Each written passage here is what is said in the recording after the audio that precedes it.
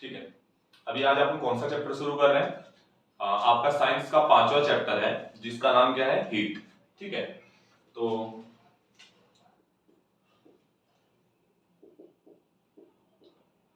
Heat chapter है। अभी सबसे पहले अपन क्या करेंगे, देखो हम लोग सबसे पहले जो इसका बेसिक है उसको कवर करेंगे, और बेसिक कवर करने के बाद फिर हम टॉपिक टू टॉपिक एक मतलब जो भी आपके मतलब बुक के जो भी चैप्टर्स हैं, जो भी टॉपिक्स हैं, उसको टॉपिक टॉपिक क्या करेंगे, देखते चलेंगे, समझते चलेंगे। ठीक है, तो सबसे पहले आप देखेंगे यहाँ पर कि हीट है। हीट के बारे में कुछ बात करेंगे बेसिक नॉर्मली। तो हीट क्या है? सबसे पहले एक एनर्जी की फॉर्म है, it is the form of energy. Energy की एक फॉर्म है, it is the form of energy.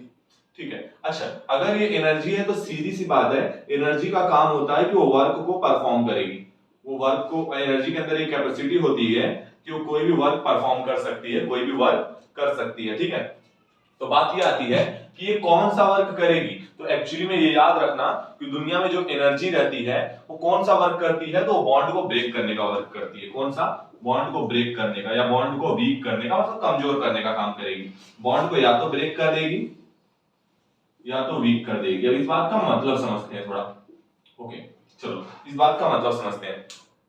देखिए मुझे बताइए, आपने इससे पहले क्या किया होगा? बहुत सारे टाइम पे आपने देखा होगा कि आपने मतलब नॉर्मल बात कर रहा हूं, आप पकाते क्यों हैं? बिना पकाए खाने को क्यों मतलब आप खाना नहीं चाहते?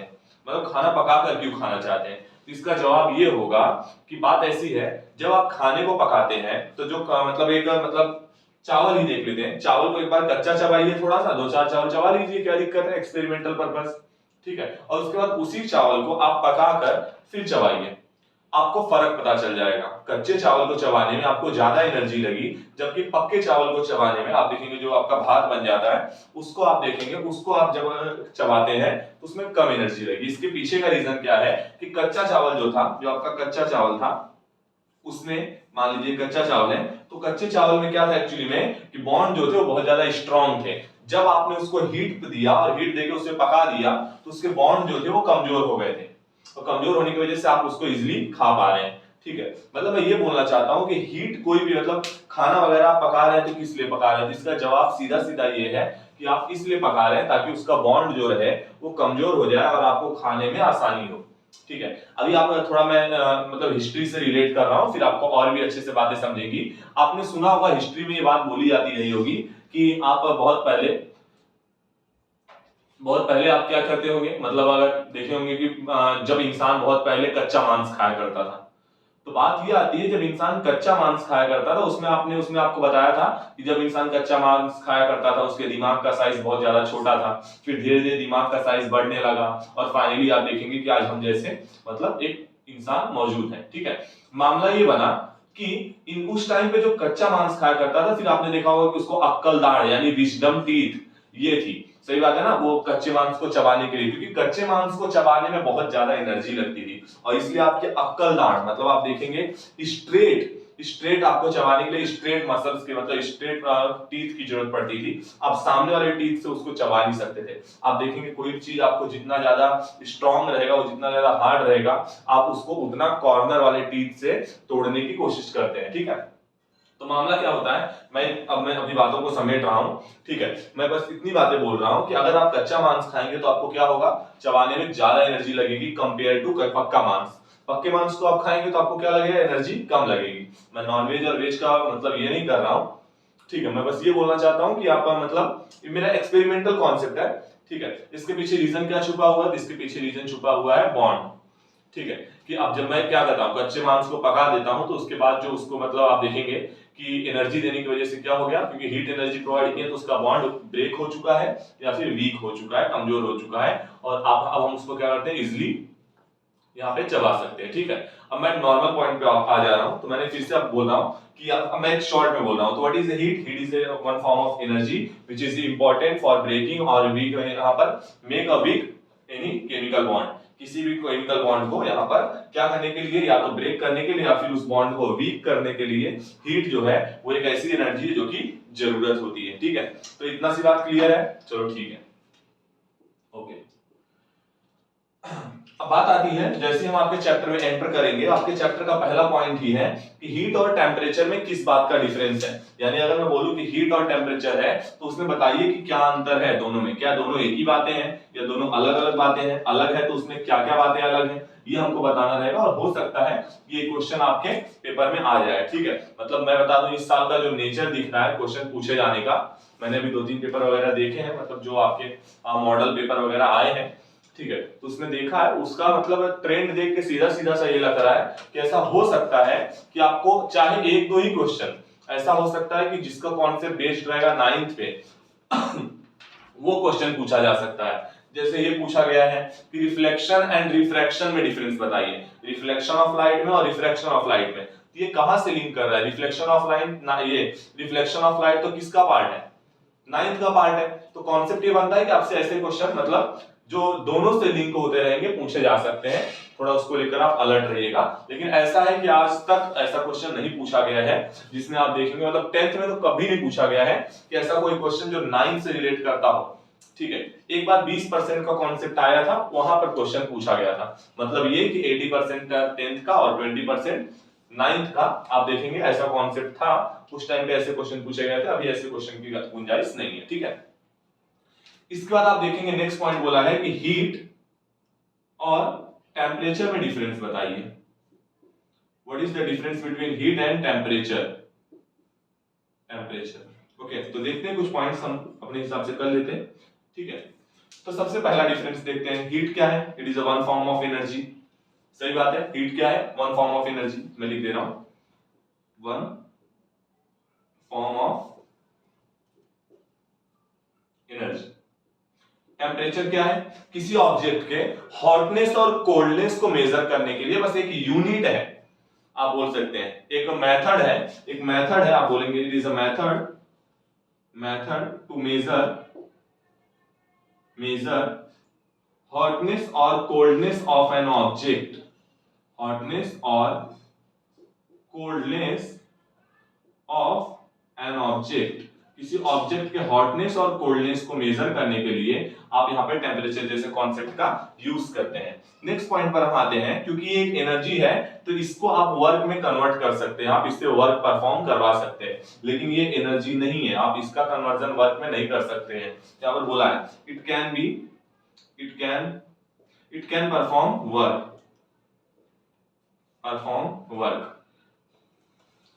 इसके बाद इट कांट परफॉर्म वर्क, ये वर्क परफॉर्म नहीं कर सकता, ठीक है। इसके बाद नेक्स्ट पॉइंट पर आते हैं, इट कांट परफॉर्म वर्क, और इसके बाद देखेंगे आप कि इसको हीट को मेजर करने के लिए आप कैलोरीमीटर का यूज करते हैं, कैलोरीमीटर।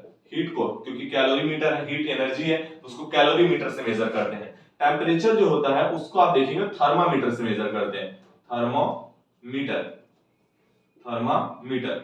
ठीक है। इसके बाद इसकी यूनिट अगर आप देखेंगे तो हीट की यूनिट क्या होती है? हीट की यूनिट जैसे आप बात करेंगे कैलोरी, जूल, इसके अलावा आप देखेंगे अर्ग, ये सब हीट की यूनिट है, ठीक है। जबकि अगर मैं बात करूं टेम्परेचर की तो kelvin, degree Celsius, degree Fahrenheit, ये सब क्या है? ये सब आप देखेंगे टेम्परेचर की यूनिट है। तो ये कुछ हम लोग ने डिफरेंस देख लिए हैं, आपको 3-4 डिफरेंस ही लिखने रहेंगे, थोड़ा आप याद करके रखिए कि क्या टेम्परेचर, हीट क्या होता है और टेम्परेचर क्या होता है। ओके, क्लियर है? तो यहाँ पर हमने देख लिया हीट और टेम्परेचर में डिफरेंस। अब हम अगले पॉइंट पर पढ़ते हैं।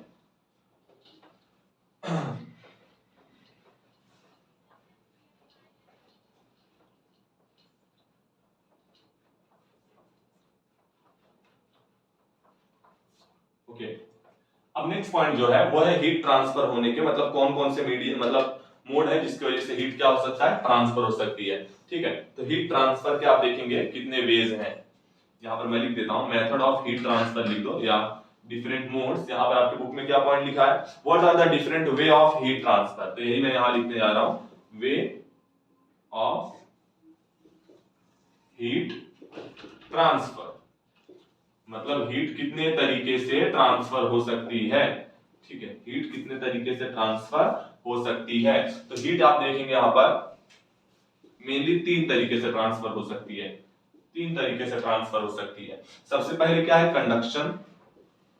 कंडक्शन मेथड, दूसरा है कन्वेक्शन मेथड, और तीसरा है radiation method. Radiation method, conduction, convection, radiation. Conduction को क्या कहा जाता है हिंदी में? तो यहां पर आप देखेंगे ये होता है संवहन और ये होता है संवहन, और यहां पर आप देखेंगे ये है विकिरण, यहां पर संवहन, विकिरण, और एक मुझे नाम नहीं याद आ रहा इसका एग्जैक्ट, ठीक है। तो यहाँ पर ये इंग्लिश में आपको पता होना चाहिए, कंडक्शन, कन्वेक्शन और रेडिएशन। यहाँ पर हिंदी मीडियम वाले देख लेंगे इसका क्या नाम है, ठीक है। कंडक्शन, कन्वेक्शन, रेडिएशन, संवहन, विकिरण, और एक मुझे नाम नहीं याद आ रहा है, चलिए ठीक है। फिलहाल यहाँ पर क्या रहेगा पॉइंट वो आप देख लेना, ठीक है, हिंदी मीडियम में क्या रहेगा। ओके, कंडक्शन, कन्वेक्शन और रेडिएशन। अब यहाँ पर आगे बढ़ेंगे तो आप देखेंगे कंडक्शन नॉर्मली ऐसा वे है, एक ऐसा तरीका है जिसमें जो हीट है, देखो ध्यान सुनना, आपने देखा होगा अगर एक नॉर्मली मैं बात करूं, ठीक है, हो सकता है ये पॉइंट्स पूछे जाएं तो आप थोड़ा अलर्ट रहिएगा और पॉइंट टू पॉइंट आप आगे बढ़ते रहिए, ठीक है। अगर मैं नॉर्मल बात करूं,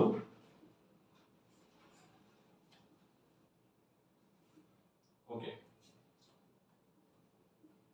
ठीक, मान लीजिए कि कोई रॉड है जिसको आपने क्या रखा है, पकड़ रखा है, ठीक है, आपने कुछ इस तरीके से पकड़ा है और यहां पर ये क्या हो रहा है, कुछ इस तरीके से आपने पकड़ा हुआ है, ठीक है, और होगा क्या कि आप देखेंगे कि ये यहां से जल रही है, ठीक है। अब होगा क्या कि रॉड धीरे धीरे गर्म होगी और गर्म होकर वो हीट आप तक टच होगी, और जब आप तक टच होगी तो वो हीट आप तक पहुंचेगी, ठीक है। मुझे ये बताइए क्या यहाँ पर जो एलिमेंट है, मतलब मैं बोलूं कि मान लीजिए सब कुछ मॉलिक्यूल्स है, ये सब कुछ मॉलिक्यूल्स है, ठीक है, और बात ये आ रही है कि सबसे पहले ये मॉलिक्यूल गर्म होगा, देखिए सबसे पहले क्या हुआ होगा, ये मॉलिक्यूल गर्म हुआ होगा, इसकी वजह से ये वाला मॉलिक्यूल गर्म हुआ होगा, फिर इसकी वजह से ये वाला मॉलिक्यूल गर्म हुआ होगा, इसकी वजह से ये मॉलिक्यूल, इस तरीके से एनर्जी ट्रांसफर हो रही है, मतलब one molecule to another molecule. सही बात है, यहाँ पर हीट एनर्जी जो है वो वन मॉलिक्यूल तो अनदर मॉलिक्यूल हीट ट्रांसफर हो रहा है, और अगर ऐसा ट्रांसफर होगा तो आप उसको कंडक्शन बोलेंगे। ध्यान सुनना, ये क्या है, कंडक्शन एक ऐसा वे है जिसमें heat transferred by the molecule, heat transferred by the molecules. सही बात है, और यहां पर मॉलिक्यूल्स अपनी पोजीशन को चेंज नहीं करते, क्योंकि अगला जो मैं पॉइंट बता रहा हूं वहां पर आपको पता चलेगा कि मॉलिक्यूल्स अपनी पोजीशन को चेंज कर रहे हैं। तो यहां पर देखिए सब मॉलिक्यूल अपनी जगह पे है, लेकिन वो अपने क्या कर दे रहा है, हीट को ट्रांसफर कर दे रहा है। तो molecule does not change their place, molecules does not changes their place, अपने प्लेस को बदलते नहीं है। सही बात है ना, ये मॉलिक्यूल्स अपने प्लेस को बदलते नहीं है। और उसके बाद आपको एक एग्जांपल देना है, तो आप ये एग्जांपल दे देना कि अगर मैं किसी रॉड को क्या करता हूं, मतलब अगर फायर के कांटेक्ट में रखता हूं, आग के कांटेक्ट में रखता हूं, तो थोड़ी देर के बाद क्या होगा, वो रॉड गर्म होती जाएगी। तो यहाँ पर आप देखेंगे वो क्यों गर्म हो रही है, क्योंकि जो मॉलिक्यूल्स है रॉड में वो हीट को क्या करते जा रहे हैं, ट्रांसफर कर रहे हैं। सही बात है कि नहीं, तो यहाँ पर कोई दिक्कत आया। अब नेक्स्ट पॉइंट पर आते हैं, कन्वेक्शन। कन्वेक्शन आप देखेंगे कि यहाँ पर संवहन जो होता है, कन्वेक्शन जो होता है, इसमें एग्जांपल देखते हैं सबसे पहले। तो मान लीजिए, ठीक है, ओके, ठीक है, यहाँ पर ये कुछ पानी है, ठीक है, ये कुछ पानी है, और मैंने नीचे से क्या किया है, हीट प्रोवाइड करना शुरू कर दिया, ठीक है। जब मैं इसको नीचे से हीट प्रोवाइड करना शुरू कर दूंगा तो देखो होगा क्या, जो यहाँ के मॉलिक्यूल पहले गर्म होंगे, ये गर्म होने की वजह से ऊपर उठेंगे, गर्म मॉलिक्यूल हल्के होने की वजह से ऊपर उठेंगे, और ऊपर उठने की वजह से कुछ वहां पे जाएंगे, और उसके बाद फिर यहाँ पर, अब जब ये ऊपर जाएंगे तो ठंडे हो जाएंगे, और ठंडे होने की वजह से फिर से नीचे आएंगे, फिर ऊपर उठेंगे, फिर नीचे आएंगे, और इस तरीके से आप देखेंगे वेव बनेगी, आप देखेंगे पानी को उबलते हुए। सही बात है नहीं, तो कुछ इस तरीके से वेव बनती है, जिसकी वजह से पानी बार बार आप देखेंगे इस तरीके से, मतलब ये कन्वेक्शनल वेव होती है, इसको बोला जाता है कन्वेक्शनल वेव। इसमें हो क्या रहा है, मॉलिक्यूल अपने प्लेस को चेंज कर दे रहा है, मॉलिक्यूल अपने प्लेस को चेंज कर दे रहा है, और उसकी वजह से हीट का ट्रांसफर हो रहा है। तो यहाँ पर आप बोलेंगे कि हीट ट्रांसफर होगा बाय द मॉलिक्यूल, ये बात तो सही है, यहाँ भी हीट ट्रांसफर होगा बाय द मॉलिक्यूल, लेकिन आप इसके अलावा और अच्छा पॉइंट लिख सकते हैं, heat can will be transferred by the convectional wave. तो यहाँ पर आप लिखेंगे heat transferred by convectional wave.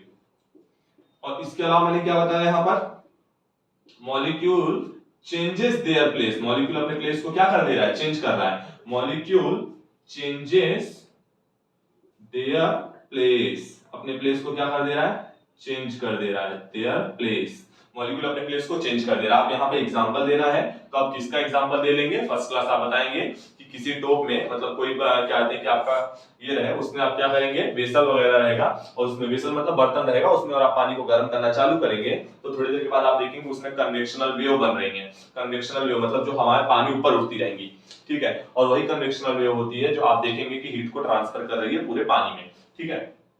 अब तीसरा पॉइंट देखिए, ध्यान देना, ये दोनों ऐसे मेथड हैं जिनको करने के लिए मीडियम की जरूरत होगी। मीडियम मतलब किसी न किसी माध्यम की, यहाँ पर आप देखेंगे तो माध्यम मॉलिक्यूल है, यहाँ पर आप देखेंगे तो माध्यम वेव है, लेकिन आप देखेंगे रेडिएशन एक ऐसा मेथड है, रेडिएशन एक ऐसा मेथड है जिसको करने के लिए मीडियम की जरूरत नहीं होती है। रेडिएशन एक ऐसा मेथड है जिसको करने के लिए मीडियम की जरूरत नहीं होती है, medium is not required, medium is not required. आपको अभी के लिए फिलहाल इतना पता होना चाहिए, मीडियम की जरूरत नहीं होती है।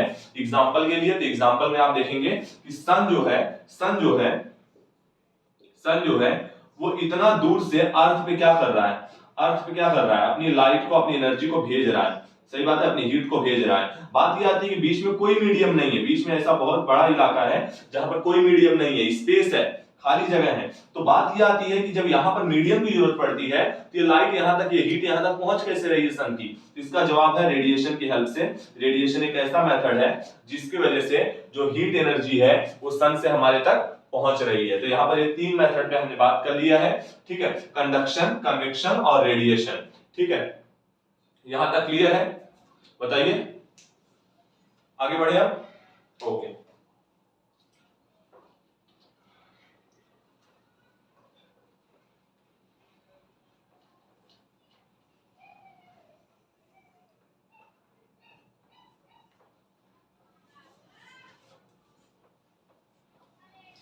कंडक्शन, हाँ, कंडक्शन का मुझे ये याद आ गया है, कंडक्शन का अगर आप देखेंगे, कंडक्शन को हिंदी में संचलन कहा जाता है, मतलब चलना, मॉलिक्यूल्स की हेल्प से चलना, संचलन, ठीक है। तो जो बच्चे अगर कुछ पॉइंट वगैरह नहीं नोट किए रहेंगे तो वो याद कर लेना, ठीक है, कंडक्शन यानी संचलन, ठीक है।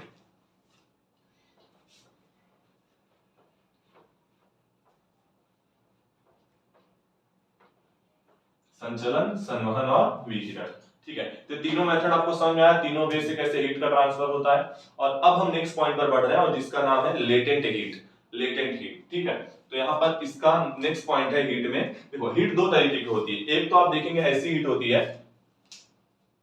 एक तो ऐसी हीट होती है जिसको आप देखेंगे आप महसूस कर सकते हैं, देखो दो तरीके की हीट है, एक ऐसी हीट जिसको आप क्या कर सकते हैं, महसूस कर सकते हैं, और दूसरी ऐसी हीट होती है जो लेटेंट होती है जिसको आप महसूस नहीं कर सकते हैं, और उसी के बारे में आप यहाँ पर स्टडी करने जा रहे हैं, ठीक है। तो देखते हैं क्या है लेटेंट हीट, ठीक, इसी के बारे में भी पढ़ने वाले हैं, अच्छा खासा टाइम इसी पे जाने वाला है अपना, ठीक है, समझना जरूरी है क्योंकि इसके बाद का कॉन्सेप्ट इसी से लिंक है, ठीक है। बात ये आती है, सबसे पहले एग्जांपल लेते हैं, तो मान लीजिए सॉलिड है, और सॉलिड में हमको पता है कि जो मॉलिक्यूल्स होते हैं वे एक दूसरे से पूरी तरीके से कॉम्पैक्टली अरेंज होते हैं, कॉम्पैक्टली अरेंज मतलब एकदम कस कर बंधे होते हैं, कॉम्पैक्टली अरेंज होते हैं प्रॉपर, ठीक है। लिक्विड में आप देखेंगे तो मॉलिक्यूल एक दूसरे से थोड़ा दूर दूर होते हैं, लिक्विड मॉलिक्यूल एक दूसरे से थोड़ा दूर दूर होते हैं, जबकि अगर मैं बात करूं गैसेस में तो ये मॉलिक्यूल एक दूसरे से बहुत ज्यादा दूर होते हैं, ये मॉलिक्यूल एक दूसरे से बहुत ज्यादा दूर होते हैं। तो ये रहा आपका सॉलिड, और ये रहा आपका लिक्विड, और ये रहा आपका गैस, और ये रहा आपका गैस, सॉलिड, लिक्विड और गैस अपना है, ठीक है। तो आप देखेंगे जरा अगर मैं हीट प्रोवाइड करना चालू करूं, मान लीजिए पानी है, वाटर है, तो सबसे पहले वो आइस के फॉर्म में होगा। थोड़ी देर के बाद अगर मैं उसको हीट प्रोवाइड करता रहूं तो ये क्या हो जाएगा, वाटर के फॉर्म में कन्वर्ट हो जाएगा। और थोड़े और हीट प्रोवाइड करूं तो वो वेपर में कन्वर्ट हो जाएगा। तो किस में कन्वर्ट हो जाएगा, वेपर में कन्वर्ट हो जाएगा। तो यहाँ पर देखिए जरा, आगे यहाँ पर सॉलिड से लिक्विड में, पहले अगर मैं हीट प्रोवाइड करूंगा तो सॉलिड से लिक्विड में कन्वर्ट, और हीट प्रोवाइड करूंगा तो लिक्विड से गैस में कन्वर्ट। सही बात है कि नहीं, लिक्विड से गैस में कन्वर्जन। तो बात ये आती है कि सॉलिड, देखो सॉलिड में मॉलिक्यूल बहुत पास पास थे, आपने हीट प्रोवाइड किया, हीट क्या करता है, मॉलिक्यूल को वीक करेगा और दूर दूर कर देगा। सही बात है ना। तो यहाँ इनके बीच में स्पेस आ गया, इनके बीच में ये स्पेस आ चुका है, ये स्पेस आ चुका है, ठीक है, ये स्पेस जो बन चुका है। और जो ये स्पेस आ चुका है, यही क्या है, मतलब इतना हीट एब्जॉर्ब हुई है और ये हीट कहीं और नहीं, मॉलिक्यूल्स के बीच में जाकर छिप गई है, और इसलिए इसे लेटेंट हीट कहा जाता है। इसने क्या किया, सॉलिड ने हीट एब्जॉर्ब किया और अपने आप को लिक्विड में कन्वर्ट किया, और जो हीट को इसने एब्जॉर्ब किया है उसी को बोला जाता है लेटेंट हीट। इसके बाद आप देखेंगे कि लिक्विड को मैं और ज्यादा हीट देता रहूं तो होगा क्या कि वो गैस में कन्वर्ट हो जाएगा, और उसके बीच में जो गैप है वो और ज्यादा बड़ा हो जाएगा, और इस गैप में एक्चुअली में कौन आकर बैठ गया है, इस गैप में एक्चुअली में जो हीट है वो आकर बैठ गई है, और क्योंकि ये छुपी हुई हीट है इसलिए इसको लेटेंट हीट कहा जाता है। इसको आप महसूस नहीं कर सकते, आप पानी को छुइए ठंडा लगेगा आपको, अगर आप पानी को टच करेंगे आपको ठंडा लगेगा, लेकिन वो बना किससे है, तो आइस से। सही बात है, और इस वजह से आप देखेंगे क्योंकि वो आइस से बना हुआ है, और इस वजह से उसमें जो छुपी हुई हीट है जो उसने एब्जॉर्ब किया है वही क्या है, लेटेंट हीट है। ठीक है, अच्छा एग्जांपल समझते हैं। आपने नोटिस किया होगा कि जो एक्चुअली में आप अगर देखेंगे ऊपर बादल वगैरह बने होते हैं, बारिश से पहले टेम्परेचर बहुत ज्यादा बढ़ जाता है। उसके पीछे का रीजन क्या होता है, देखिए आपको बता दूं जरा, गैस से अगर लिक्विड में कन्वर्जन होगा, जब गैस से लिक्विड में कन्वर्जन होगा तो यहां से यहां हीट एब्जॉर्ब हुई है, यहां से यहां हीट रिलीज होगी, यहां से यहां हीट रिलीज होगी, मतलब जब मैं कोल्ड करूंगा, ठंडा करूंगा तो ये हीट क्या होगी, रिलीज होगी। और ऐसे ही जब आप यहां से यहां आएंगे, लिक्विड से सॉलिड आएंगे, कोल्ड करेंगे तो हीट क्या होगी, रिलीज होगी। जब आप यहां पर देंगे तो हीट एब्जॉर्ब होगी, यानी सॉलिड से लिक्विड, लिक्विड से गैस जाने पे हीट एब्जॉर्ब होती है, लेकिन गैस से लिक्विड और लिक्विड से सॉलिड आने पर जो आपकी लेटेंट हीट है वो क्या होगी, रिलीज होगी। क्या होगी, रिलीज होगी। ये बात आपको पता होनी चाहिए, और इसके बाद ही हम अगले कॉन्सेप्ट पे आगे बढ़ सकते हैं। कुछ और भी बातें हैं, देखिए जरा, सॉलिड से लिक्विड में कन्वर्जन और लिक्विड से गैस में कन्वर्जन। सॉलिड से लिक्विड में जो कन्वर्जन होता है उसको आप देखेंगे लेटेंट हीट ऑफ फ्यूजन बोला जाता है, लेटेंट हीट ऑफ फ्यूजन बोला जाता है, लेटेंट हीट ऑफ फ्यूजन बोला जाता है। और लिक्विड से जो गैस में कन्वर्जन होता है उसको लेटेंट हीट ऑफ वेपराइजेशन बोला जाता है, लेटेंट हीट ऑफ वेपराइजेशन बोला जाता है। ये आपको दो बातें पता रहनी चाहिए, ठीक है। हाँ, यहां तक कोई दिक्कत है तो हम दो तरह की लेटेंट हीट को पढ़ने वाले हैं, एक जब वो सॉलिड से लिक्विड में कन्वर्जन होता है तब, दूसरा जब वो लिक्विड से गैस में कन्वर्जन होता है तब। ठीक है, और देखेंगे यहाँ पर कुछ बातें, तो अभी फिलहाल के लिए इतना काफी है। अब हम डायरेक्ट आते हैं लेटेंट हीट पे। ठीक है, लेटेंट हीट क्या होती है तो आपको पता चला, सॉलिड से लिक्विड और लिक्विड से गैस कन्वर्जन होते टाइम जो हीट एब्जॉर्ब होती है और एब्जॉर्ब होकर मॉलिक्यूल्स के बीच में जाकर क्या हो जाती है, अरेंज कर लेती है खुद को, सेटल कर लेती है खुद को, उसी को आप यहाँ पर लेटेंट हीट बोलते हैं। We can't absorb the latent, we can't feel the latent heat. हम लेटेंट हीट को क्या नहीं कर सकते, एक्सपीरियंस नहीं कर सकते, फील नहीं कर सकते। ठीक है, अब मैं आपको वही कॉन्सेप्ट बता रहा था कि जब बारिश होने वाली रहती है तो बारिश से पहले क्या होता है, टेम्परेचर वगैरह बढ़ जाता है बहुत ज्यादा। आप देखेंगे अगल बगल का, आपके पेरेंट्स बोलते होंगे कि बारिश बहुत जल्दी ही होगी क्योंकि गर्मी बहुत ज्यादा बढ़ गई है। एक्चुअली इसके पीछे का रीजन क्या होता है, मामला ये होता है, ऊपर जो बादल रहते हैं वो गैसियस फॉर्म में रहते हैं, और गैस के बाद वो अपने आप को बारिश करने के लिए लिक्विड में कन्वर्ट करेंगे। तो आप देखेंगे कि जो गैस से लिक्विड में कन्वर्जन हो रहा है, तो मैंने बताया कि गैस से लिक्विड में कन्वर्ट होते टाइम जो लेटेंट हीट है जो कि क्या हुई है, एब्जॉर्ब हुई है, वो रिलीज हो जाती है। क्या होगी, वो हीट रिलीज हो जाएगी, जो हीट है वो रिलीज हो जाएगी। और हीट रिलीज होने की वजह से वो हीट जब हम फील करते हैं तो हमको बहुत ज्यादा टेम्परेचर बढ़ा हुआ लगता है। ठीक है, तो बारिश से पहले गर्मी बढ़ जाती है। इसके पीछे का कॉन्सेप्ट आपको समझ में आया है। ऐसे ही है, बस आपको इंटरेस्ट बनाने के लिए पेपर में क्वेश्चन यहां से बनने वाला नहीं है, डोंट वरी। ठीक है, मतलब ये नहीं मैं बोल रहा हूं कि लेटेंट हीट से नहीं बनेगा, मैं बोल रहा हूं ये कॉन्सेप्ट से, ये कॉन्सेप्ट जस्ट आपको बताने के लिए था ताकि आपका लेटेंट हीट को लेकर के जो नजरिया है वो थोड़ा और क्लियर हो जाए। अब आते हैं हम लेटेंट हीट पे, चलिए। तो सबसे पहले हम यहां पर पढ़ने वाले हैं लेटेंट हीट ऑफ, यहां पर अच्छा फ्यूजन, और ये क्लियर हो गया आपको, वेपराइजेशन। ओके, अब यहां पर सबसे पहला पॉइंट जो है वो हम पढ़ने जा रहे हैं, specific latent heat of fusion, और देन हम दूसरा कवर करेंगे specific latent heat of vaporisation. Okay, ये दो चीज को हम कवर करने वाले हैं। सबसे पहले बात करते हैं specific latent heat of fusion. तो फ्यूजन का मतलब यहां पर हमको पता है कि इसका मतलब क्या होता है, सॉलिड से solid to liquid conversion, solid to liquid conversion. यहां पर वेपराइजेशन का मतलब हमको पता है क्या होता है, लिक्विड टू गैस कन्वर्जन। ठीक है, तो ध्यान दीजिए कॉन्सेप्ट क्या होता है कि एक यूनिट, अगर आप एक यूनिट मास, मतलब अब एक यूनिट मास आपका क्या होगा, 1 यूनिट मास का मतलब तब आप 1 किलो ले लीजिए, 1 ग्राम ले लीजिए, वो डिपेंड आप पे करेगा कि आप क्या लेकर चल रहे हैं। ठीक है, तो 1 यूनिट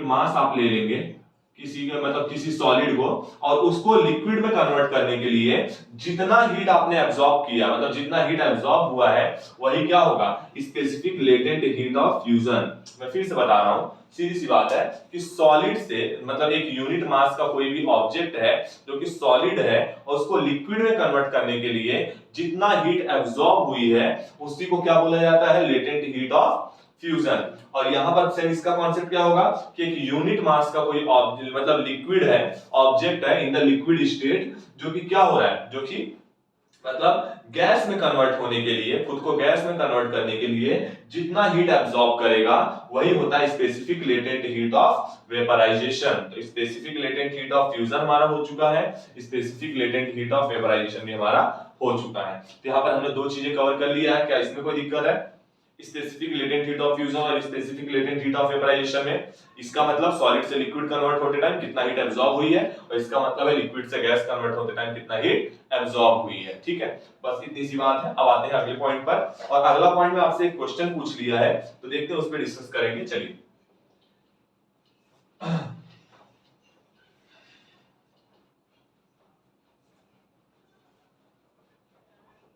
ओके, अब बात यहां पर क्या, देखो क्वेश्चन क्या पूछा है, is the concept of latent heat applicable during the transformation of gaseous phase to liquid phase and from liquid phase to solid phase।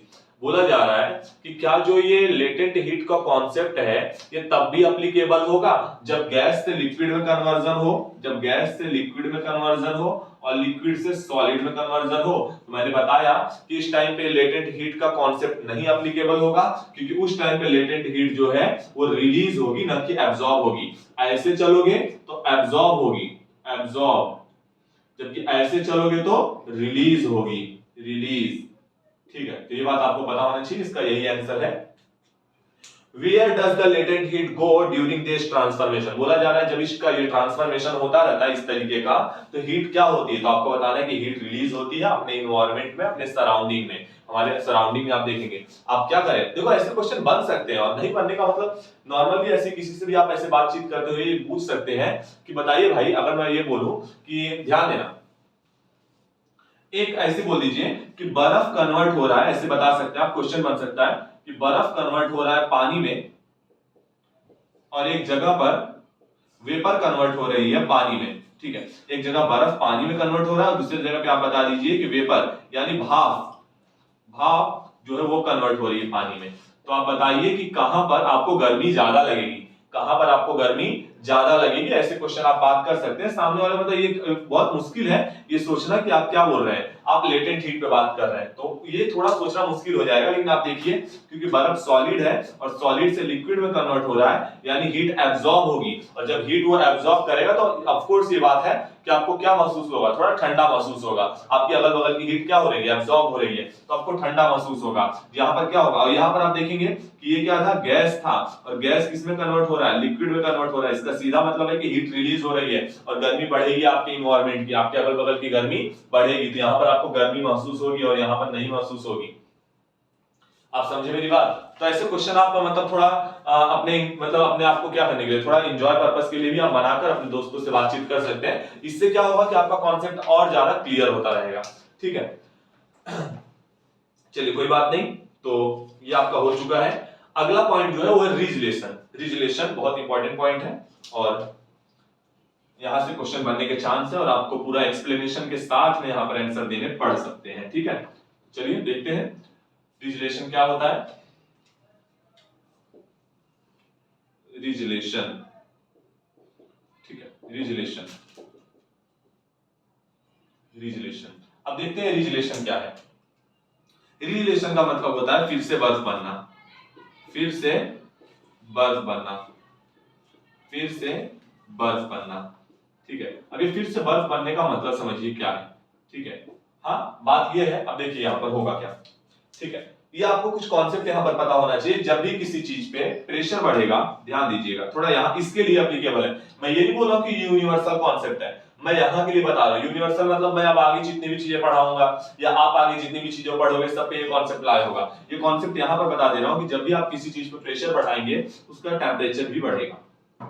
यहाँ के लिए मतलब ये कि अगर मैं बर्फ को ले लेता हूं और उसे बहुत ज्यादा देर तक ऐसे कुछ प्रेस करके, देखो एक बर्फ रहेगा जिसको नॉर्मल सेम मास का, सेम वजन का ये बर्फ ले लीजिए, एक को आप नॉर्मल रख दीजिए और दूसरे को दोनों हाथ से कम मतलब क्या करते रहिए, प्रेस करते रहिए। आप देखेंगे जिसको आप प्रेस कर रहे हैं, जिसको आप दबा रहे हैं, वो क्या होगा, बहुत जल्दी पिघल जाएगा। क्यों? क्योंकि उसको प्रेशर बढ़ाने पे उसका टेम्परेचर बढ़ता जा रहा है और टेम्परेचर बढ़ने की वजह से वो बहुत तेजी से पिघल रहा है। ठीक है, तो देखो होता क्या है यहाँ पर, ये कॉन्सेप्ट जरा समझते हैं।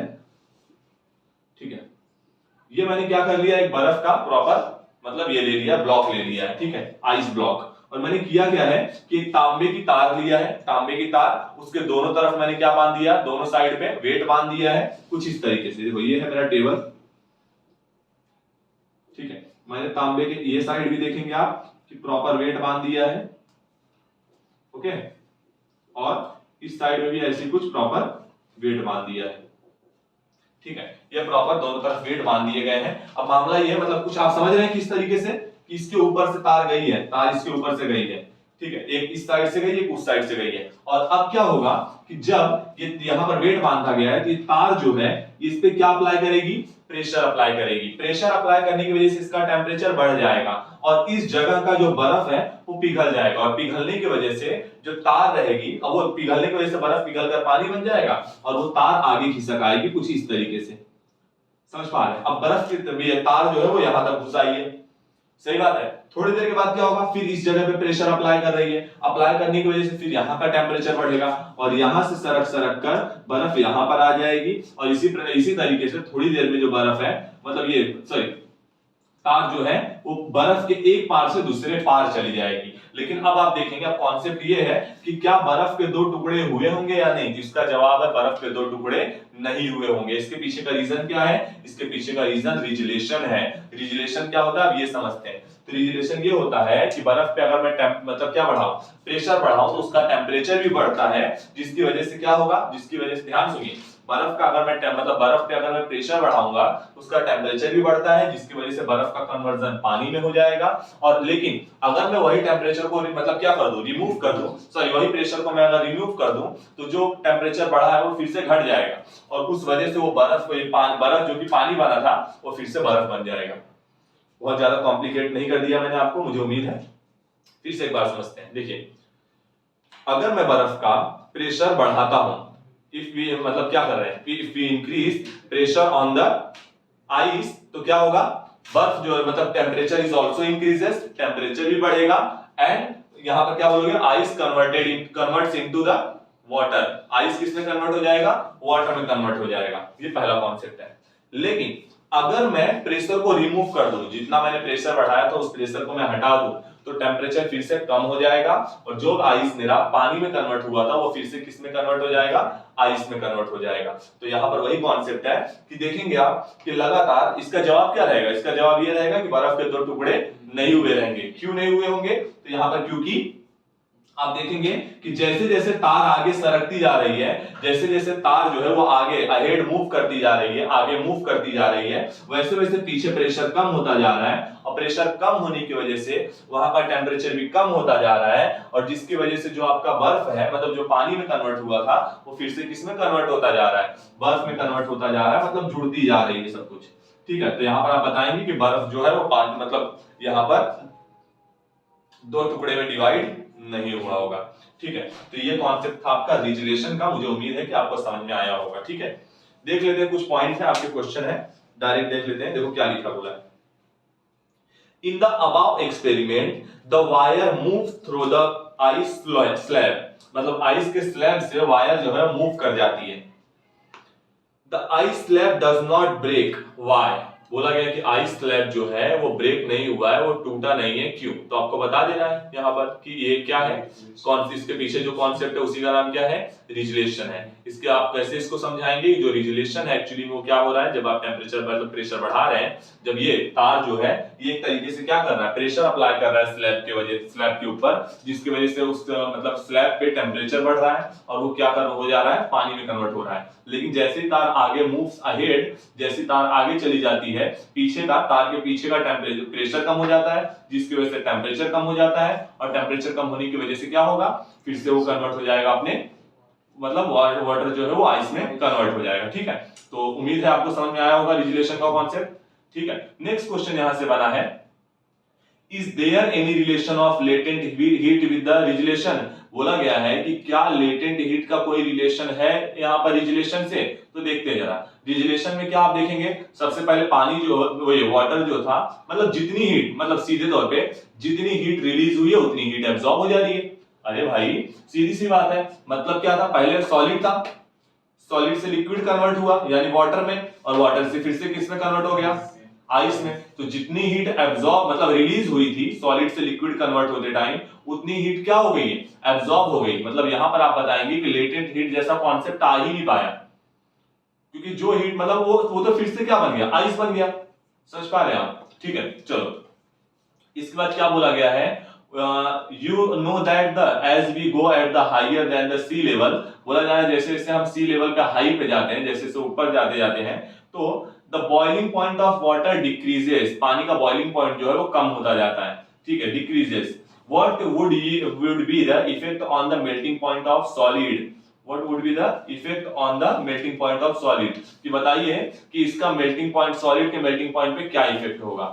ठीक है, मैं फिर से एक बार कर दे रहा हूं और उसके बाद इसको डिस्कस करते हैं। देखो क्या बोला है, do you know that as we go higher then the sea level, अगर हम सी लेवल से ऊपर जाते हैं, मान लीजिए कि ये है आपका सी लेवल, ये है सी लेवल, और यहां से आप हाइट पे जाते हो, यहां से आप हाइट पे जाते हो, हाइट पे जाते हो, क्या बोला गया है, as with you know that the we go in the higher level on the sea level, ये higher and the sea level, the boiling point of water decreases, boiling point जो है वो क्या होता जाता है, डिक्रीज होता जाता है, जो बॉइलिंग पॉइंट है वो कम होता जाता है, बॉइलिंग पॉइंट जो है वो कम होता जाता है, बॉइलिंग पॉइंट का मतलब बड़े आसानी से मेल्ट हो जाएगा। ठीक है, फिर क्या बोला गया है, water decreases, What would be the effect on the melting point of solid? बस बोला जा रहा है कि अगर मैं बात करूं सॉलिड पे, तो सॉलिड के मेल्टिंग पॉइंट पे इसका क्या इफेक्ट आएगा, सॉलिड के मेल्टिंग पॉइंट पे उसका क्या इफेक्ट आएगा, तो वो भी यहाँ पे डिक्रीज होगा, वो भी यहाँ पे डिक्रीज होगा। ये कॉन्सेप्ट रिलेटेड है प्रेशर से, ये कॉन्सेप्ट रिलेटेड है प्रेशर पे, और जो प्रेशर है वो है एटमॉस्फेरिक प्रेशर, एटमॉस्फेरिक प्रेशर। अब इसको आप यहाँ के कॉन्सेप्ट से लिंक करना चाहते हैं तो लिंक कर सकते हैं, क्योंकि प्रेशर डायरेक्टली रिलेटेड है किससे, यहाँ पर वही मैंने बताया कि प्रेशर बढ़ेगा तो टेम्परेचर बढ़ेगा, और प्रेशर घटेगा तो टेम्परेचर घटेगा, सीधी सी बात है। जैसे जैसे आप हाइट पे जाते हैं, जरा ध्यान दीजिए, देखो बॉइलिंग पॉइंट और यहाँ पर मेल्टिंग पॉइंट क्या है, तो टेम्परेचर है और क्या है। ठीक है, तो यहाँ पर होता क्या है, as we go on the height, आप देखेंगे कि atmospheric pressure decreases, atmospheric pressure जो है क्या होता है, डिक्रीजेस होता है। तो एटमॉस्फेरिक प्रेशर डिक्रीज होने की वजह से होता क्या है, क्योंकि यहाँ पर देखेंगे कि बॉइलिंग पॉइंट और मेल्टिंग पॉइंट, जैसे जैसे प्रेशर कम होगा वैसे वैसे टेम्परेचर भी कम होगा, क्योंकि pressure is directly proportional to temperature for this concept only. केवल इस कॉन्सेप्ट के लिए जो प्रेशर रहेगा वो टेम्परेचर के डायरेक्टली प्रोपोर्शनल रहेगा। तो यहाँ पर वही बात है कि जैसे जैसे प्रेशर बढ़ता है वैसे वैसे टेम्परेचर भी बढ़ता है, और जिसकी वजह से होता क्या है कि बॉइलिंग पॉइंट और यहाँ पर आप देखेंगे ऊपर क्या हो जा रहा है, प्रेशर कम होता जा रहा है, प्रेशर कम होता जा रहा है, और इस वजह से टेम्परेचर भी कम होगा, मतलब मेल्टिंग पॉइंट और बॉइलिंग पॉइंट भी क्या होगा, कम होगा। समझ पा रहे हो? जैसे जैसे आप ऊपर जाएंगे मेल्टिंग और बॉइलिंग पॉइंट कम होगा। इंपॉर्टेंट है, अंडरलाइन मतलब ये इंपॉर्टेंट क्वेश्चन करके रखना, मुझे ऐसा लगता है कि क्वेश्चन आ सकता है। ठीक है, अब मामला ये भी आपके ऊपर, देखो बात ऐसी भी है कि जो स्टूडेंट यहाँ से बिलोंग करते हैं, मतलब जो यहाँ पर रहते हैं, इसमें कोई दो राय नहीं कि उनको 100% कॉन्फिडेंस है कि मैंने मतलब अब तक आपने नोटिस किया होगा कि अभी आप देखेंगे कि आपका ये नवनीत का प्रैक्टिस सेट आ चुका है। आप जाकर देख लीजिए, आप जाकर देख लीजिए और एक सिंगल क्वेश्चन लाइए और बोल दीजिए कि भैया देखिए ये आपने पढ़ा, मतलब ये आपने नहीं पढ़ा है और ये क्वेश्चन पेपर में आ चुका है। मैं इस बात का दावा करता हूं कि आप हमने जितने भी क्वेश्चन किए हैं, देखो बात ये भी करती है कि पढ़ाने वाला कौन है और बात ये भी करती है कि क्वेश्चन बनाने वाला कौन है। समझ पा रहे हो? मामला ये है कि अगर आप किसी को भी ऐसे क्वेश्चन बनाने के लिए दे देंगे तो कुछ भी 2-4 क्वेश्चन ऐसे बना देगा, बोले भाई ये पढ़ा है क्या। मामला ये है कि क्वेश्चन बना कौन रहा है, तो क्वेश्चन तो आपका बोर्ड बना रहा है। तो हमको क्या करना है, हम बोर्ड हमारे ऊपर डिपेंडेंट नहीं है, हम बोर्ड के ऊपर डिपेंडेंट है और बोर्ड की क्या स्ट्रेटेजी है वो समझ में आती है। ठीक है, तो वही यहाँ पर कॉन्सेप्ट है कि यहाँ पर जो भी हम लोगों ने किया है, मतलब जितने भी चीजें हमने किए हैं, जो क्वेश्चन में मतलब अब इतना बहुत ज्यादा कॉन्फिडेंस से तो नहीं बोल सकता क्योंकि ऑनलाइन है हम, मतलब वीडियो में है। ठीक है, तो इतना ज्यादा ये नहीं, लेकिन जो स्टूडेंट्स बिलोंग करते हैं उनको ये बात श्योर है कि मैंने जितने भी क्वेश्चन कराए हैं डायरेक्ट अंडरलाइन करवाता हूं। सही बात है कि नहीं, कि डायरेक्ट क्वेश्चन अंडरलाइन होते हैं कि भाई देखो ये क्वेश्चन यहां से आएगा मतलब आएगा। अब इसमें ये नहीं हो सकता कि क्यों आएगा, कैसे आएगा, इसके पीछे क्या है, आपको कैसे पता, वो सब अपनी बात है। क्वेश्चन आएगा मतलब आएगा, तो क्वेश्चन देख के बात पता चल जाती है कि क्वेश्चन आने लायक है। जैसे मैंने बोला था वहां से कि कैस्टेरॉइड जो ये है, ये टीन का क्या है, ओर है, वो क्वेश्चन सीधा है, मतलब direct to the point question है कि आपसे पूछा जाएगा कि भाई सीधी सी बात है कि बताइए एल्यूमिनियम का क्या है, बॉक्साइट है, आपको पता है, आपने ये रट्टा मारा है कि एल्यूमिनियम का बॉक्साइट है, वो भी लिख के देगा कि एल्यूमिनियम का बॉक्साइट है, तो बताइए कि टीन का क्या है, तो आपको पता रहना चाहिए कि कैस्टेरॉइड है। ठीक है, सब डायरेक्ट क्वेश्चन होते हैं। ठीक है, तो रिजोल्यूशन मेरे हिसाब से आपको क्लियर हो गया होगा। अब आगे बढ़ते हैं और अपने अगले पॉइंट पर बढ़ते हैं जिसका नाम है एनॉमलस बिहेवियर ऑफ वाटर। उसको भी समझते हैं कि क्या है।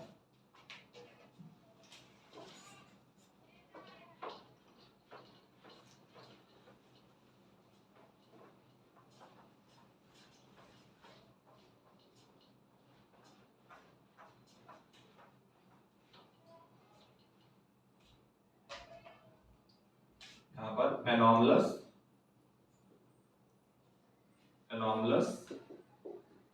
बिहेवियर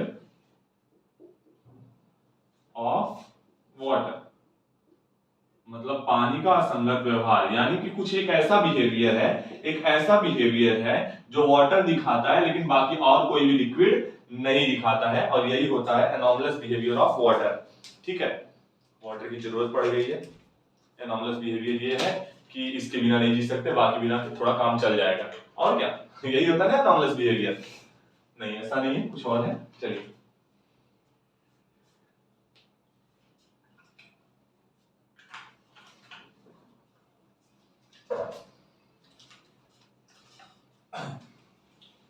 एनॉमलस बिहेवियर ये है कि नॉर्मली देखेंगे, देखो दुनिया में कोई भी लिक्विड हो जाए, दुनिया में कोई भी लिक्विड रहेगा, अगर मैं उसका टेम्परेचर बढ़ाता हूं, अगर मैं उसका टेम्परेचर बढ़ाता हूं तो एक्सपांड करेगा, मतलब फैलने की कोशिश करेगा।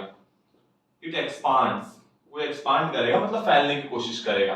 सही बात है कि नहीं, लेकिन वाटर एक ऐसा मतलब ऐसा लिक्विड है जिसका टेम्परेचर बढ़ाने पर, कितना बढ़ाने पे, 0 डिग्री से 4 डिग्री सेल्सियस तक बढ़ाने पर वो एक्सपांड नहीं होता, वो कॉन्ट्रैक्ट होता है। एक्सपांड्स नहीं, डज नॉट एक्सपांड, बल्कि क्या होता है, कॉन्ट्रैक्ट होता है। कॉन्ट्रैक्ट होना मतलब सिकुड़ना, बर्फ में कन्वर्ट होना, ये क्या होगा, कॉन्ट्रैक्ट होगा।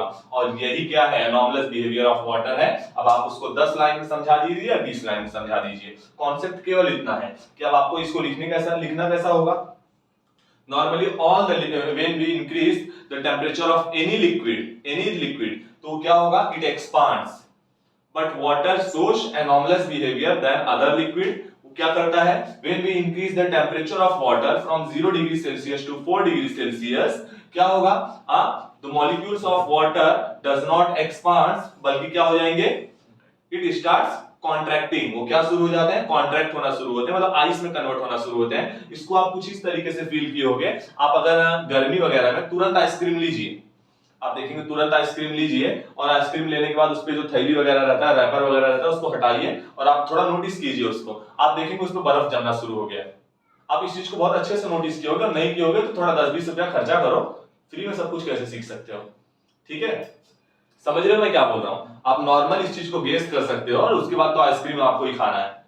सही बात है ना, तो आपको क्या करना रहेगा, आप आइसक्रीम लीजिए और उसके बाद मतलब उसका रैपर हटाइए और उसको नोटिस कीजिए धूप में, न कि मतलब नॉर्मल नहीं, मैं बात कर रहा हूँ धूप में। धूप में आप उसको लेके कुछ इस तरीके से, मतलब एकदम कड़कती धूप रहे, कड़कती धूप मतलब एकदम स्ट्रांग लेवल पे धूप, ठीक है। और उसके बाद आप उसको नोटिस कीजिए, आपको समझ में आएगा कि भाई शुरू में तो क्या हो गया, वो बर्फ बनना चालू होगा, लेकिन जैसे ही 4 डिग्री सेल्सियस के आगे बढ़ेगा वो वैसे ही, जैसे सब लिक्विड शो करते हैं वैसे ही शो करने लगेगा और आपका आइसक्रीम बहुत तेजी से पिघलना चालू हो जाएगा। फिर आप देखोगे कि मैं यहां से खाऊं कि वहां से खाऊं, ऐसा कॉन्सेप्ट होने लगता है। आपने नोटिस किया होगा, ये नोटिस नहीं किया होगा कि 0 डिग्री सेल्सियस से 4 डिग्री सेल्सियस से बर्फ बन रहा है, लेकिन ये जरूर नोटिस किए होंगे कि अचानक आपकी जो आइसक्रीम थी बहुत तेजी से पिघलना चालू हो गई और आपको समझ में नहीं आ रहा है कि मैं कहां से खाऊं ताकि क्या मतलब वेस्ट ना हो कुछ भी।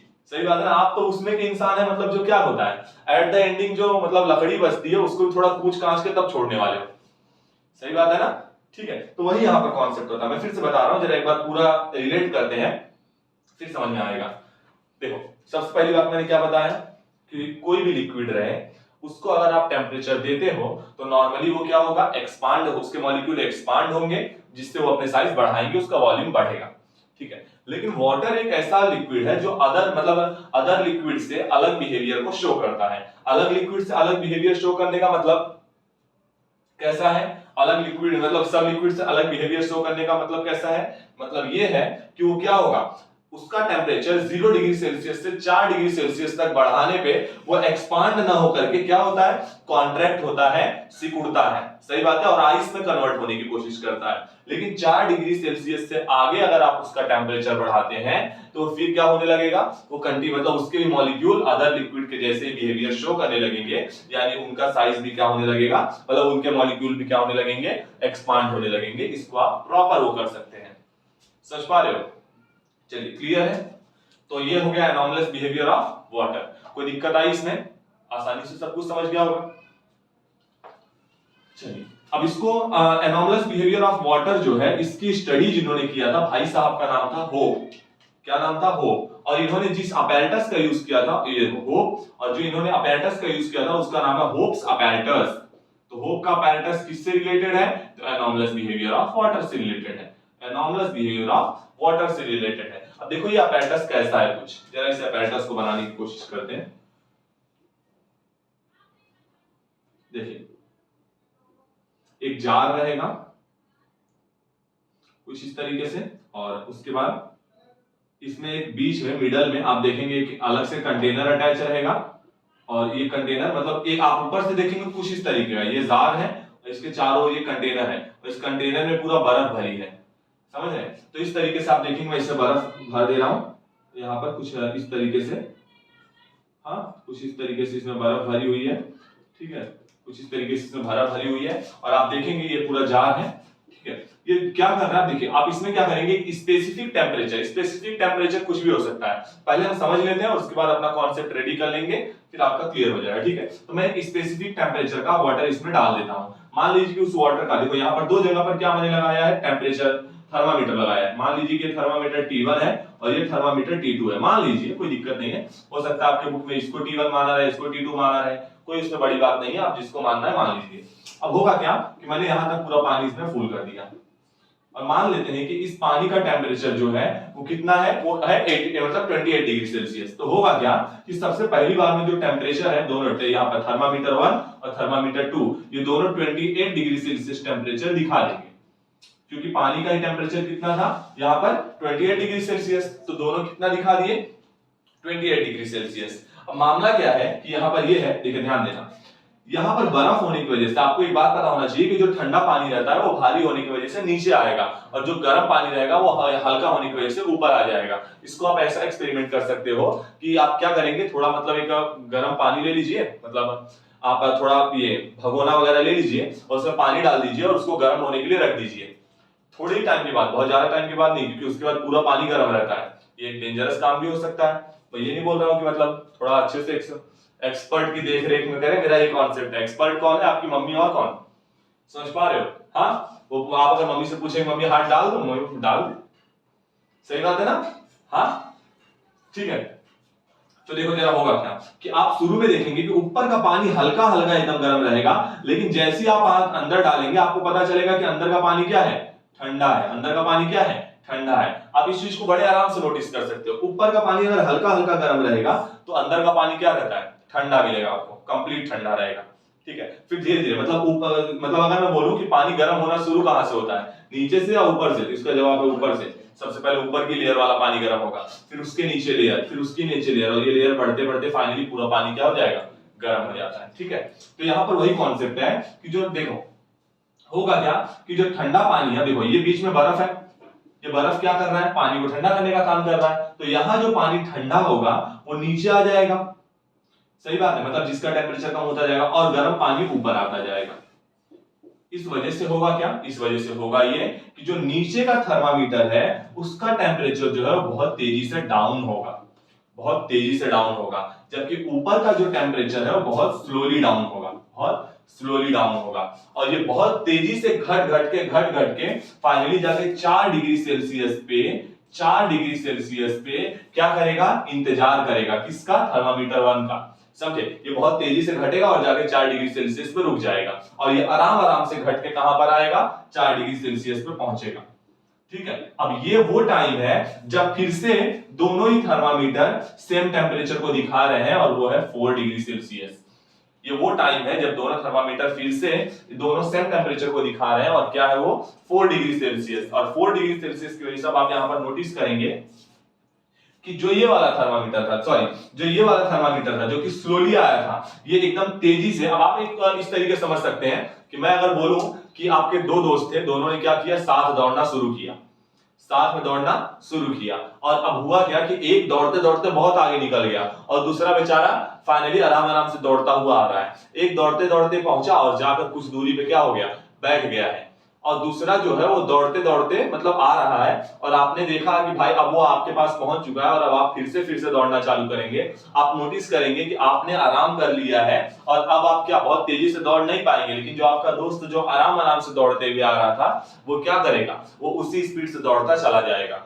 ये कॉन्सेप्ट यहां पर आप समझिए कि इस वजह से क्या होगा, क्योंकि ये अब देखो इसका टेम्परेचर बहुत तेजी से गिरेगा, इसका टेम्परेचर बहुत तेजी से गिरेगा, और फाइनली 0 डिग्री सेल्सियस पे ये पहले पहुंच जाएगा, और इसका टेम्परेचर बहुत मतलब आराम यहां पर आराम से गिरेगा, और उसके बाद थोड़ी देर के बाद ये भी क्या होगा, 0 डिग्री सेल्सियस पे पहुंच जाएगा। आप इस तरह के समझ सकते हैं कि शुरू में मैंने यहां पर 3 एरो बनाया, यहां पर एक एरो, फिर यहां पर 3 एरो बनाया, यहां पर एक एरो।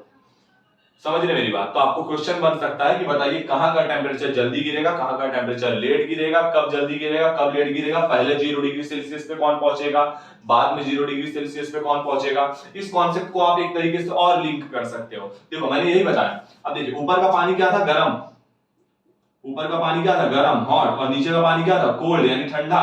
अब मैं आपसे अगर पूछूं कि बताइए ठंडे पानी, देखो 0 डिग्री सेल्सियस मतलब बर्फ बन जाना, 0 डिग्री सेल्सियस मतलब कंप्लीटली आइस, 0 डिग्री सेल्सियस का मतलब होता है कंप्लीटली आइस, बर्फ बन जाना। समझ पा रहे हो, ये भी बर्फ बन चुका है। मुझे ये बताओ बर्फ पहले कौन बना, गर्म पानी या ठंडा पानी, तो उसका जवाब क्या रहेगा, गर्म पानी, गर्म पानी पहले बर्फ बना है। सही बात है कि नहीं, गर्म पानी पहले बर्फ बना है। अब यही क्वेश्चन आपसे पेपर में पूछा जाता है, पूछा ये जाता है कि बताइए मैंने 2 ट्रे रखी है, एक गर्म पानी की ट्रे है और एक ठंडी पानी की ट्रे है, और दोनों को फ्रिज में रख दिया, बताइए कि कौन जल्दी बर्फ बनेगा। इसका जवाब क्या होना चाहिए, जो ट्रे गर्म पानी वाली है, जो ट्रे गर्म पानी वाली है। याद रहेगा, पक्का, ये क्वेश्चन बन सकता है। ठीक है, क्लियर है एकदम कि नहीं, होप अपैरेटस क्या है, कैसे है। अब आपकी बुक में जो छोटे मोटे पॉइंट्स है उसमें यही लिखा रहेगा कि भाई होप अपैरेटस है, कैसे अरेंज किया गया, एक थर्मामीटर ऊपर है, एक थर्मामीटर नीचे है, दोनों क्या मतलब सब बातें हैं, लेकिन मेन यही कॉन्सेप्ट है। कोई दिक्कत आई यहां तक, पक्का, चलो कोई बात नहीं, अब आगे बढ़ते हैं। नेक्स्ट पॉइंट क्या है, ड्यू पॉइंट एंड ह्यूमिडिटी। अच्छा, ड्यू पॉइंट एंड ह्यूमिडिटी है, ओके।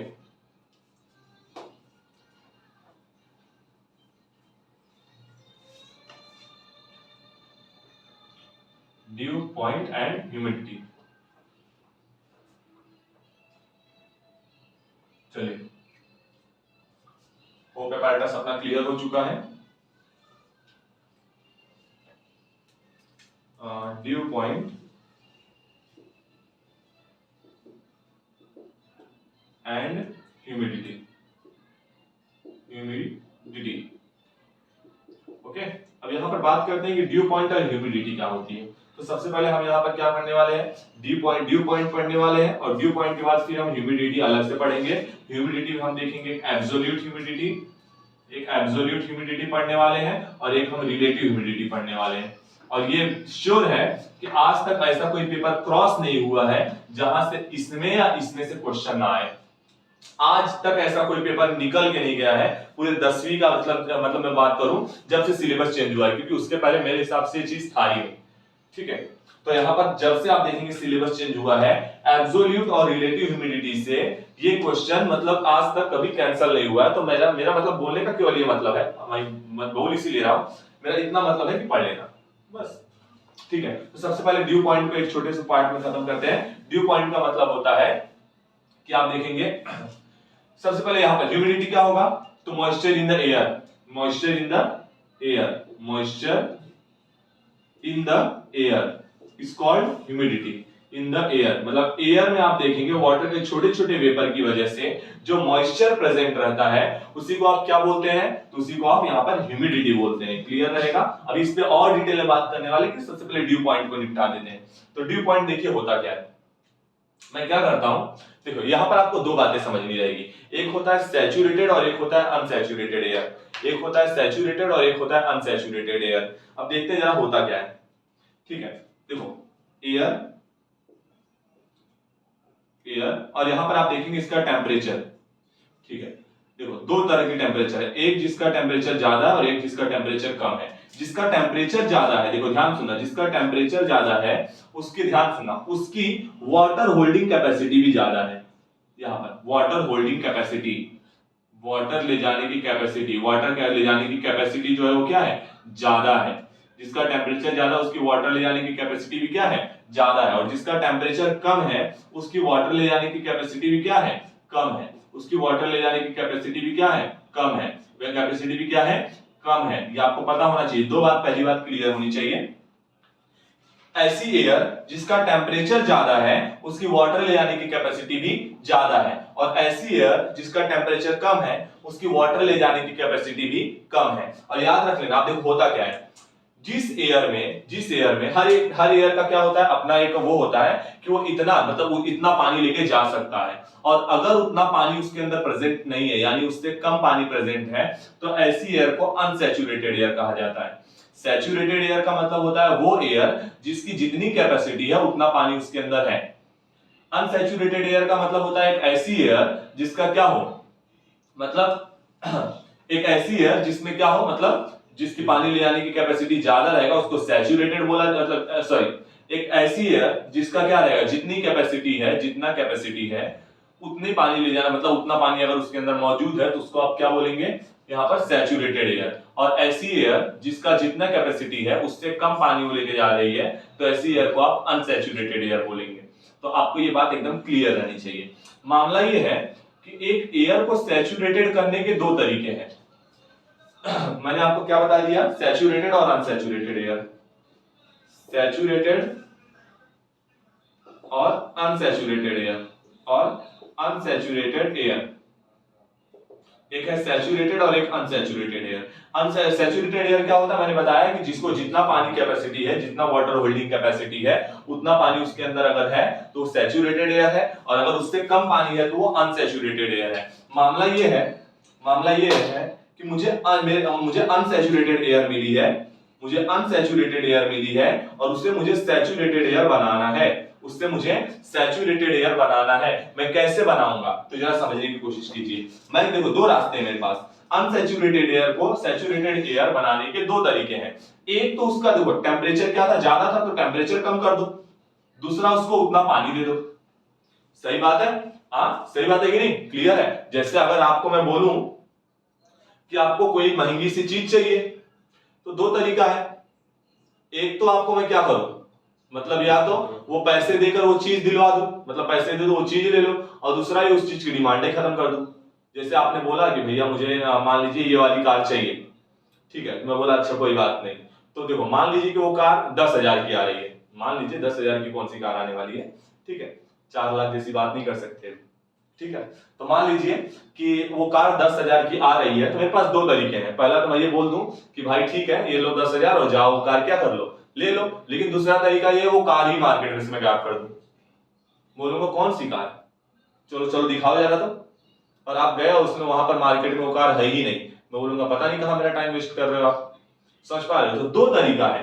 पहला तरीका क्या है कि मैं क्या कर दूं, टेम्परेचर कम कर दूं, क्योंकि इसका टेम्परेचर ज्यादा था, टेम्परेचर ज्यादा था तब तो पानी ज्यादा ले जा पा रही थी, मैं बोला इसका टेम्परेचर ही कम कर देता हूं। तो पहला रास्ता है टेम्परेचर कम कर देना। दूसरा रास्ता क्या है, दूसरा रास्ता ये है कि उसको उतना पानी प्रोवाइड कर दो। पानी कहां से प्रोवाइड करोगे, लेकिन टेम्परेचर कम कर सकते हैं। देखो क्या है ये, अब मैं यहां पर डेफिनेशन बनाने जा रहा हूं किसका, ड्यू पॉइंट का। तो ड्यू पॉइंट का डेफिनेशन केवल इतना है कि एक अनसैचुरेटेड एयर, एक स्पेसिफिक टेम्परेचर की अनसैचुरेटेड एयर को मैं लेकर उसका टेम्परेचर कम करता जाऊं, उसका टेम्परेचर कम करता जाऊं, तो जिस पॉइंट पे वो अनसैचुरेटेड एयर सैचुरेटेड हो जाएगी, उसी पॉइंट को आप क्या बोलेंगे, ड्यू पॉइंट बोलेंगे। समझ में आया, नहीं समझा? एक अनसैचुरेटेड एयर जिसका कुछ तो टेम्परेचर रहेगा, उसका टेम्परेचर कम करते जाओ, तो जिस पॉइंट पे वो अनसैचुरेटेड एयर जो है वो सैचुरेटेड हो जाएगी, उसी पॉइंट को आप क्या बोलेंगे, उसी पॉइंट को यहां पर आप ड्यू पॉइंट बोलेंगे। इंपॉर्टेंट है, समझ में आया है आपको, क्लियर है? चलो अब आते हैं हम ह्यूमिडिटी पे, ठीक है? तो ह्यूमिडिटी नेक्स्ट पॉइंट है आपका, ये ड्यू पॉइंट वाला टर्म मैं हटा दे रहा हूं। सैचुरेटेड क्या होता है, अनसैचुरेटेड एयर क्या होता है, यहां पर टेम्परेचर पर जिसका ज्यादा रहेगा उसकी कैपेसिटी क्या रहेगी, टेम्परेचर जिसका कम रहेगा उसकी कैपेसिटी क्या रहेगी, ये सब बातें आपको पता होनी चाहिए, ठीक है? मतलब जरूरी नहीं कि पेपर में पूछा जाए तभी तो ही आप हर बातें याद कीजिए भाई, पेपर के बाहर भी तो आपकी कुछ दुनिया है, पेपर के बाहर भी तो आप कुछ, आपको 2-4 सवाल पूछे जा सकते हैं कि आप बस बोलेंगे कि मैं केवल जवाब देता हूं तो केवल पेपर में, और केवल बोर्ड वाले को जवाब देता हूं और किसी को जवाब देता नहीं हूं, ऐसी बात थोड़ी है। आपसे जहां जवाब मांगा जाएगा वहां आपको जवाब देना पड़ेगा, ठीक है? अब आप बात करते हैं जरा यहां पर ह्यूमिडिटी। तो ह्यूमिडिटी आप देखेंगे तो ह्यूमिडिटी मैंने शुरू में बता दिया कि एक्चुअली में ये क्या है, ह्यूमिडिटी क्या है कि आप देखेंगे moisture in the air, moisture in the air, moisture in the air, यही क्या है आपका ह्यूमिडिटी, कि एयर में मॉइस्चर मतलब आप देखेंगे जो छोटे छोटे वाटर के वेपर्स रहते हैं वही एक्चुअली में क्या है यहाँ पर आपका ह्यूमिडिटी है, ठीक है? इसमें होगा क्या, ह्यूमिडिटी दो तरीके होती है, मैं डायरेक्ट पॉइंट पे आ रहा हूं। एक पहला होता है एब्सोल्यूट ह्यूमिडिटी और दूसरा होता है एब्सोल्यूट ह्यूमिडिटी, ह्यूमिडिटी, और दूसरा होता है relative humidity, relative humidity, relative humidity. चलिए ये है एब्सोल्यूट ह्यूमिडिटी और ये है रिलेटिव ह्यूमिडिटी। अब बात करते हैं एब्सोल्यूट ह्यूमिडिटी। आज के टाइम पे आप देखेंगे एब्सोल्यूट ह्यूमिडिटी बहुत ज्यादा इफेक्टिव नहीं होती है। मतलब आप देखो किसी भी चीज का अगर मैं बोलूं कि बताइए, अब बस ऐसी क्वेश्चन है, आप दोनों में से एक जवाब देना रहेगा सबको, ठीक है? मुझे बताइए ये लाइन बड़ी है छोटी, नहीं बता पाओगे, क्यों? कॉम्पिटिटर नहीं है ना। एग्जैक्टली कॉम्पिटिटर नहीं है। अच्छा अब अगर मैं बोलूं कि ये, तो ये लाइन बड़ी थी, और अगर मैं बोलूं कि ये, तो ये लाइन छोटी थी। तो वही कॉन्सेप्ट है यहाँ पर एब्सोल्यूट और रिलेटिव ह्यूमिडिटी का। एब्सोल्यूट ह्यूमिडिटी क्या है, वो ये बता देती है कि आपके हवा में कितना मॉइस्चर है, इस बात से थोड़ी पता चल पाएगा, समझ पा रहे हो? अब आप देखेंगे जो रिलेटिव ह्यूमिडिटी है वो ये बताती है कि कितना, मतलब वो एयर जो थी, ध्यान सुनना, वो एयर जो थी उसको सैचुरेट होने के लिए कितना पानी चाहिए था और अभी उसके अंदर कितना पानी है, ये दोनों का रेशियो आप समझ पा रहे हो? तो ये रिलेटिव ह्यूमिडिटी जो होती है वो ज्यादा इफेक्टिव है एब्सोल्यूट ह्यूमिडिटी में। एब्सोल्यूट ह्यूमिडिटी क्या बताती है, एब्सोल्यूट मतलब ये कि एक स्पेसिफिक टेम्परेचर पे, एक स्पेसिफिक टेम्परेचर पे उस हवा में उस एयर में कितना मॉइस्चर मौजूद है, कितना मॉइस्चर प्रेजेंट है, that is the absolute humidity. At a specific temperature, moisture present in the air is called absolute humidity.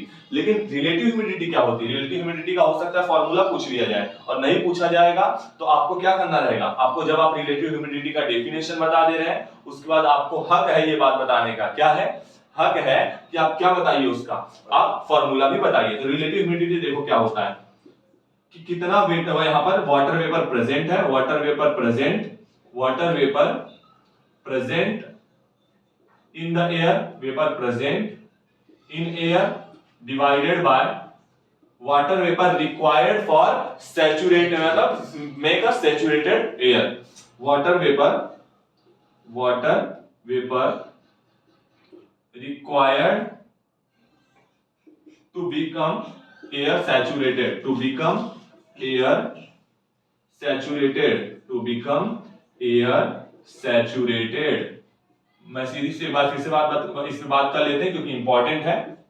Into 100 करना रहेगा क्योंकि आप परसेंटेज में चीज निकालते हैं, ठीक है, कि भाई कितना वाटर वेपर उसमें मौजूद है और कितना वाटर वेपर चाहिए क्या होने के लिए, सैचुरेटेड होने के लिए। यही आपका क्या होता है, रिलेटिव ह्यूमिडिटी होता है। आप इसको क्लियर कट के मतलब क्लियर कट रख लेना, इंपॉर्टेंट होता है। यहाँ पर आपको उसका क्या दिया है, ये दिया है कि कितना, यहाँ पर ये एब्सोल्यूट ह्यूमिडिटी का आपको ये दिया है, ये यूनिट दिया है किलोग्राम मीटर क्यूब। आप रेडी करके रख लेना, हो सकता है क्वेश्चन बन जाएगा, ठीक है, कितना प्रेजेंट है वो चीज से क्वेश्चन बन जाएगा डायरेक्ट आपसे।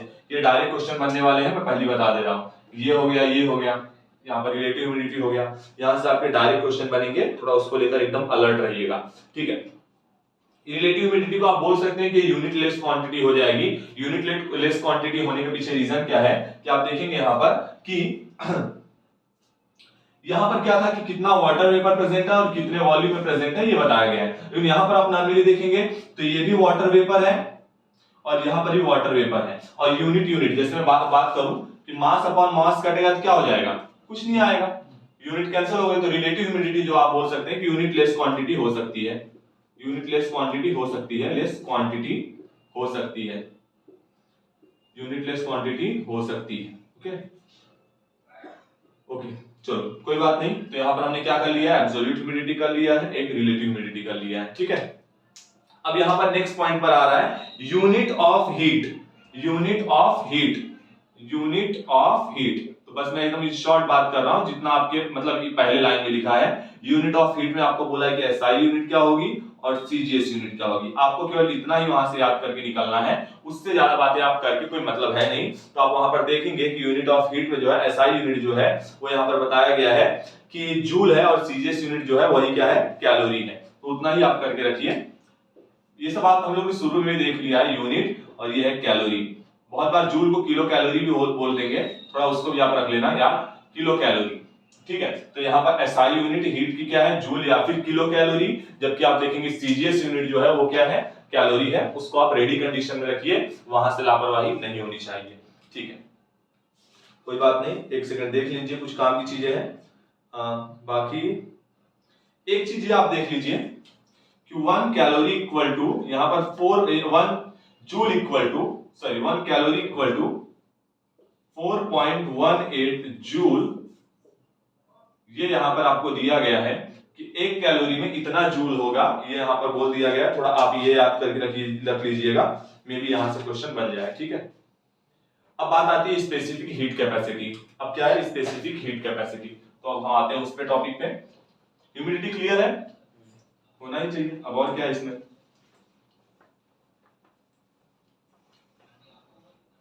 चलो absolute specific heat capacity, specific heat capacity. अब देखते हैं क्या ये कैसी कैपेसिटी है।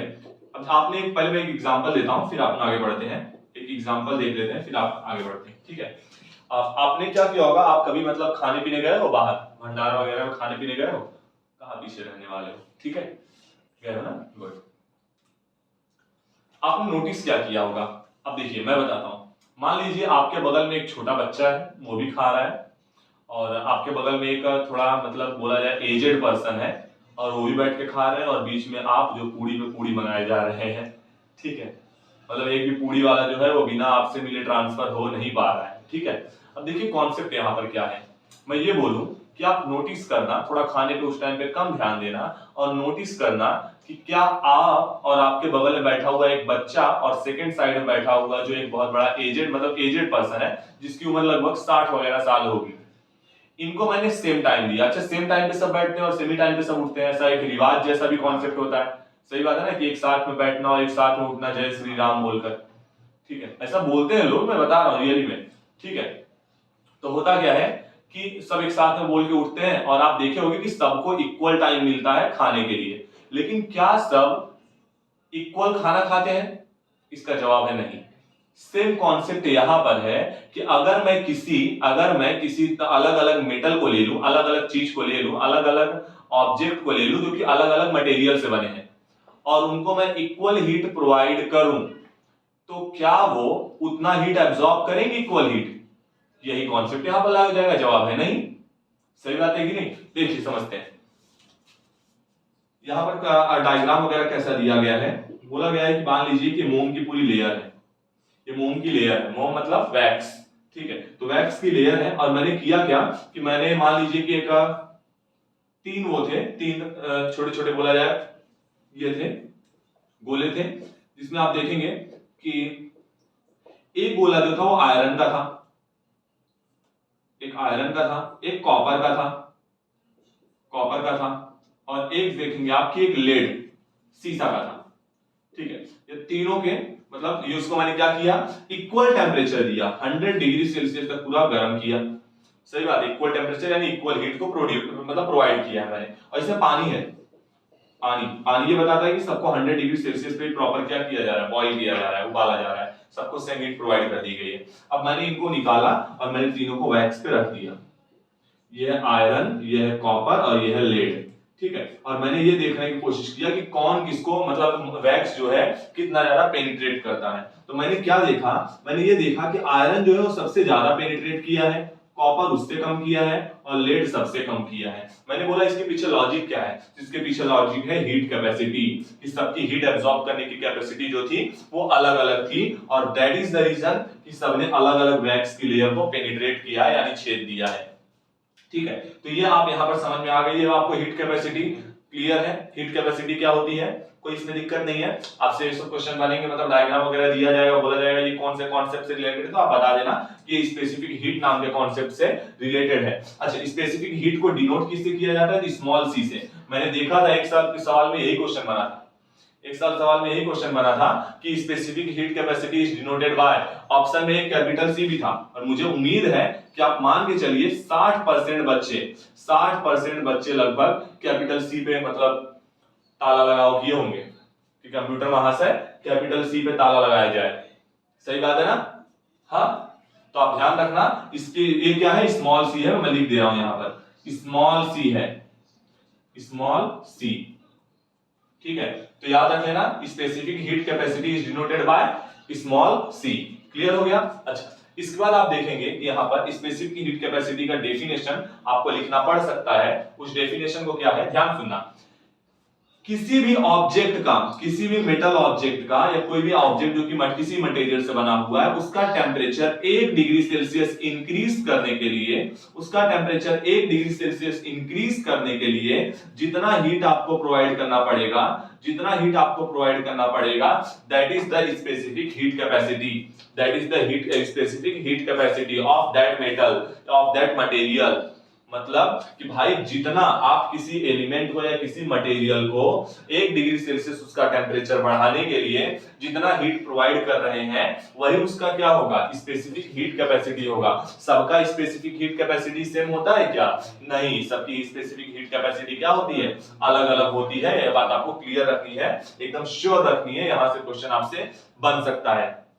इसके अलावा यहां पर स्पेसिफिक हीट कैपेसिटी आपको दे दिया है सी। अच्छा, इसका एसआई और सीजीएस यूनिट दे दिया है आपको, तो वो यहां पर आप रख लेना कि एसआई यूनिट बोला है इसका कि जूल कैलोरी, यहां पर जूल डिग्री सेल्सियस और calorie, joule degree Celsius and kilogram, sorry joule degree Celsius, joule का तो कैलोरी हो जाता है ना, जूल का ही तो कैलोरी होगा, वो नहीं होगा यहां पर। एसआई यूनिट जूल पर डिग्री सेल्सियस, किलोग्राम इसका क्या होगा, एसआई यूनिट होगा। सीजीएस यूनिट यहां पर क्या होगा, जूल का हो जाएगा कैलोरी, और डिग्री सेल्सियस का आप यहां पर देखेंगे तो डिग्री सेल्सियस ही रहने देंगे, और यहां पर किलोग्राम का क्या हो जाएगा आपका ग्राम, ठीक है। डिग्री सेल्सियस का आपका डिग्री सेल्सियस ही रह जाएगा, सॉरी यहां पर डिग्री सेल्सियस ही है और किलोग्राम का आपका ग्राम है, एकदम करेक्ट पॉइंट है। इसमें लापरवाही मत करना, हो सकता है यहां से क्वेश्चन बन जाए, हो सकता है यहां से क्वेश्चन आपसे बन जाए, ठीक है। इसको एकदम रेडी कंडीशन में रखिएगा। चलिए अब आपका यहां पर देखो, एक बार पहले सब कुछ पॉइंट को कैरी करते हैं। स्पेसिफिक हीट कैपेसिटी में आपने क्या क्या किया है, सबसे पहले हम लोगों ने क्या किया, जान लिया कि स्पेसिफिक हीट कैपेसिटी कैसे सभी ऑब्जेक्ट की अलग अलग होती है, सही बात है। फिर हम लोग ने दूसरा पॉइंट उसका डेफिनेशन देख लिया, तीसरे पॉइंट में हम लोग ने उसके यूनिट देख लिए। सब रट्टा मार कॉन्सेप्ट है, आपको भी रट के ही जाना पड़ेगा प्रॉपर, ठीक है। इसके बाद हम लोगों ने क्या किया, अब स्पेसिफिक हीट कैपेसिटी। अच्छा, हीट एब्जॉर्ब का एक कॉन्सेप्ट पढ़ लेते हैं। एक फार्मूला है आपके बुक में दिया है कि हीट एनर्जी एब्जॉर्ब या फिर जो भी रिलीज वगैरह है ये किस पे डिपेंड करेगी। तो यहां पर आप देखेंगे हीट एनर्जी एब्जॉर्ब हुई है या रिलीज हुई है। एनर्जी एब्जॉर्ब कितनी एब्जॉर्ब हुई है, एब्जॉर्ब और रिलीज्ड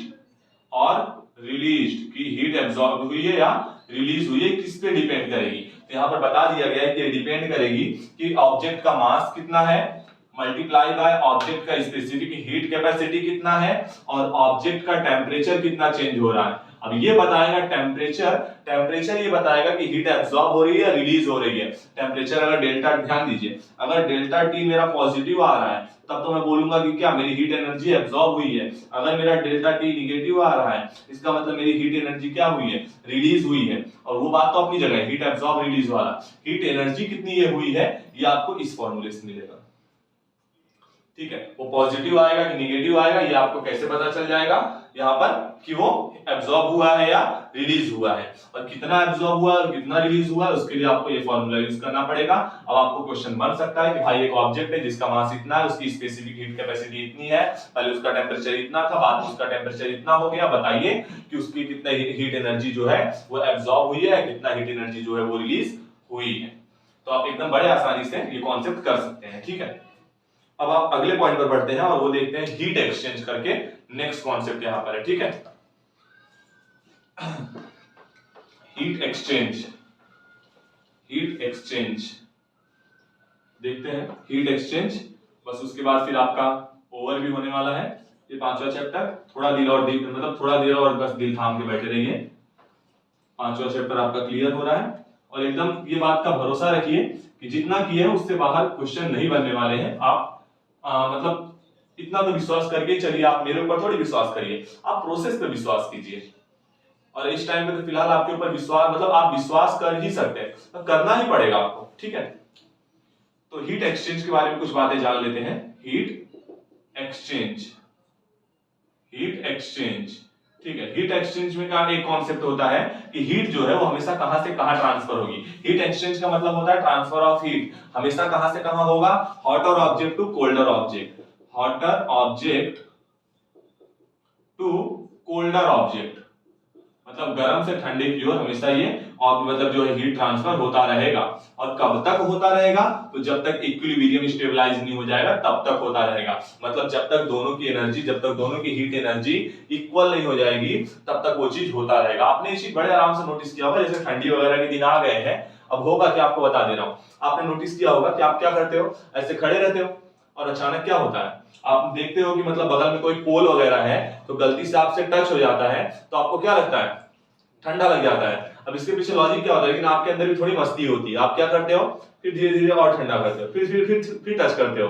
और आप तब तक थोड़ी देर के बाद अगर आप टच करके रखोगे, फाइनली होता क्या है, जब दोनों में हीट एनर्जी का जो ट्रांसफर है वो इक्वल हो जाता है, मतलब आपकी एनर्जी और उसकी एनर्जी इक्वल हो जाता है, तब आप बड़े आराम से उसको टच करके खड़े हो जाते हो। क्यों, क्योंकि अब दोनों की एनर्जी क्या हो गई है, इक्वल हो गई है। जब भी दोनों, किसी भी ऑब्जेक्ट हो, कोई भी ऑब्जेक्ट हो जिसकी हीट एनर्जी अलग अलग है, इसका सीधा मतलब ये है कि आपको या तो एक ऑब्जेक्ट ठंडा लगेगा या दूसरा ऑब्जेक्ट गर्म लगेगा, श्योर है एकदम, ठीक है। जब अगर हीट एनर्जी अलग अलग रहेगी तब। और ये ट्रांसफर कब तक चलता रहेगा, जब तक कि, मैं भी सब बातों को समेटूंगा, अपने टेंशन मत लीजिए। तो सबसे पहले हीट एनर्जी जो है वो कहां से कहां ट्रांसफर होगी, hotter object to colder object. कब तक ट्रांसफर होगी, जब तक दोनों ऑब्जेक्ट में इक्विलिब्रियम ना स्टेबलाइज हो जाए। जैसे इक्विलिब्रियम स्टेबलाइज हो जाएगा, ये क्या हो जाएगा, ट्रांसफर स्टॉप हो जाएगा, ठीक है। मामला ये आता है, लेकिन 100% हीट, अब देखो ये तो पहला कॉन्सेप्ट खत्म। बात ये आती है कि क्या 100% हीट एब्जॉर्ब हो सकती है, तो इसका जवाब है नहीं। कभी कोई ऑब्जेक्ट जो है वो 100% हीट एब्जॉर्ब नहीं करता। मैं आपको एग्जांपल देता हूं, आपने नोटिस किया होगा घर में खाना बनता रहता है, तो होता क्या है कि आप देखेंगे कि खाना बनते टाइम बात यह है कि गर्म तो केवल खाना होना चाहिए, लेकिन अगल बगल का इन्वायरमेंट भी गर्म हो जाता है, घर में भी गर्मी लगने लगती है। इसका मतलब पूरी एनर्जी जो है, हीट एनर्जी जो है वो खाने को नहीं मिल रही है, कुछ हीट एनर्जी क्या हो रही है, रिलीज भी हो जा रही है। समझने की कोशिश कीजिए, ये है खाना और ये है, आप देखेंगे कुछ खाना बन रहा है। मामला ये है कि जब आप इसको हीट प्रोवाइड कर रहे हैं तो बगल से भी कुछ हीट क्या हो जा रही है, रिलीज हो जा रही है, और इसको कंप्लीट हीट मिल नहीं पा रही है, 100% हीट इसको मिल नहीं रही है, ठीक है। और इस वजह से होगा क्या, इस वजह से होगा कि आप देखेंगे अगल बगल के टेम्परेचर में मतलब हीट रिलीज होती रहती है। तो बात ये आती है, ये कैसे पता चलेगा कि इस ऑब्जेक्ट ने यानी खाने ने कितना हीट एब्जॉर्ब किया, खाने ने कितना हीट एब्जॉर्ब किया, ये कैसे पता चलेगा। तो इसको पता करने के लिए मैं क्या करने जा रहा हूं, मैं इस खाने को बंद करने जा रहा हूं आइसोलेटेड डब्बे में, मतलब एक ऐसा डब्बा जिसमें से ना अंदर से बाहर से हीट अंदर आने वाली है और ना अंदर से हीट बाहर जाने वाली है, इसको बोला जाता है आइसोलेटेड डब्बा। समझ पा रहे हो, आइसोलेटेड सिस्टम, एक ऐसा सिस्टम जिसमें हीट जो है वो सिस्टम और सराउंडिंग की हीट एक्सचेंज नहीं होगी, मतलब अंदर की हीट बाहर नहीं और बाहर की हीट अंदर नहीं जाएगी। जब आप इसमें देखेंगे, अब यहां होगा क्या, होगा ये कि यहां पर अब देखिए बाहर क्योंकि हीट निकल नहीं पा रही है, मतलब ये कि अगर मैं बोलूं, आप कॉन्सेप्ट समझिए कि घर में जो लोग हैं, घर में 2 लोग हैं, बात ऐसी है कि आपने 100-200 रुपए रखे थे और सवेरे आपके जेब में से वो 100-200 रुपए गायब है और आप देखेंगे कि घर में केवल 2 लोग हैं। समझ पा रहे हो, पूरा घर चारों तरफ से बंद है, कहीं से किसी को आने जाने का कोई रास्ता नहीं है।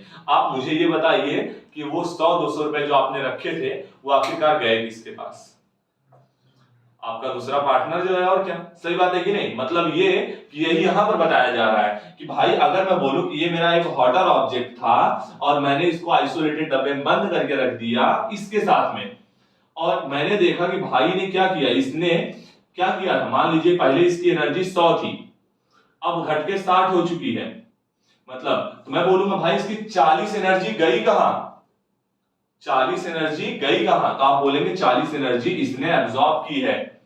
मतलब ये कि जब मैं किसी चीज को, ध्यान सुनिए, जब हम किसी hotter object and colder object को एक आइसोलेटेड डब्बे में बंद कर देंगे तभी कॉन्सेप्ट लागू होगा कि हॉटर ऑब्जेक्ट ने कितनी एनर्जी रिलीज की है।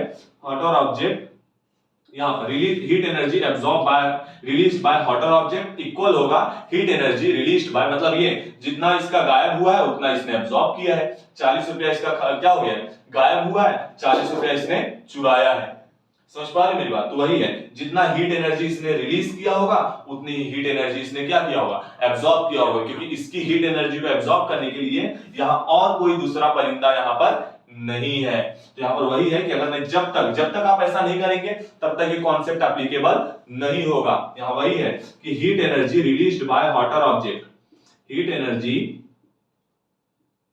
रिलीज्ड बाय हॉटर ऑब्जेक्ट, मतलब गर्म ऑब्जेक्ट जो रहेगा वो इक्वल रहेगा, वो हमेशा इक्वल होगा heat energy absorb bye colder object. जो ठंडा ऑब्जेक्ट था उसने कितनी एनर्जी एब्जॉर्ब की है, heat energy absorbed bye colder object. Okay, आप देखेंगे, और इसी को आपके बुक में क्या बोल दिया गया है, इट इज द यहां पर प्रिंसिपल ऑफ हीट एक्सचेंज। इसी को आपको बुक में बोल दिया है कि यही क्या है, प्रिंसिपल ऑफ हीट एक्सचेंज है। लेकिन ये केवल कब एप्लीकेबल होगा, जब आप इसको आइसोलेटेड बॉक्स में रख देंगे। किस में रख देंगे, आइसोलेटेड बॉक्स में रख देंगे, तभी जब हॉटर ऑब्जेक्ट और कोल्डर ऑब्जेक्ट दोनों को आप आइसोलेटेड बॉक्स में रख देंगे तभी यहां पर हीट एनर्जी का मतलब हीटिंग प्रिंसिपल जो है आपका, प्रिंसिपल ऑफ हीट एक्सचेंज जो है, सॉरी वही क्या होगा, एप्लीकेबल होगा, अदरवाइज एप्लीकेबल नहीं होगा। तो आपको हीट एक्सचेंज मेरे हिसाब से समझ में आ गया होगा। मैंने बता दिया है कि हीट जो ट्रांसफर होगा वो हमेशा कहां से कहां, हीट एक्सचेंज होगा हमेशा hot object to colder object. कब तक होगा, जब तक इक्विलिब्रियम स्टेबलाइज ना हो जाए, मतलब दोनों की एनर्जी इक्वल ना हो जाए। सही बात है कि नहीं, लेकिन 100% हीट जो है आप ये नहीं बोल सकते कि जो कोल्डर ऑब्जेक्ट है उसी ने एब्जॉर्ब किया है। कुछ हीट एनर्जी जो है वो सराउंडिंग में भी क्या हो गई है, रिलीज हो गई है। अगर हमको यहाँ पर समझना है कि केवल इस यही एब्जॉर्ब करें, कहां रखोगे, आइसोलेटेड डब्बे में रखोगे, और जिसकी वजह से क्या होगा, आप देखेंगे कि जितनी हीट एनर्जी है केवल कौन एब्जॉर्ब करके रखेगा, कोल्डर ऑब्जेक्ट एब्जॉर्ब करेगा। Heat energy related to the, यहां पर heat energy release by the hotter object equal होगा heat energy absorb by the colder object. इसी को क्या बोला जाता है, heating principle of heat exchange. और आप देखेंगे इसके बाद एक क्या है, मेजरमेंट ऑफ स्पेसिफिक हीट।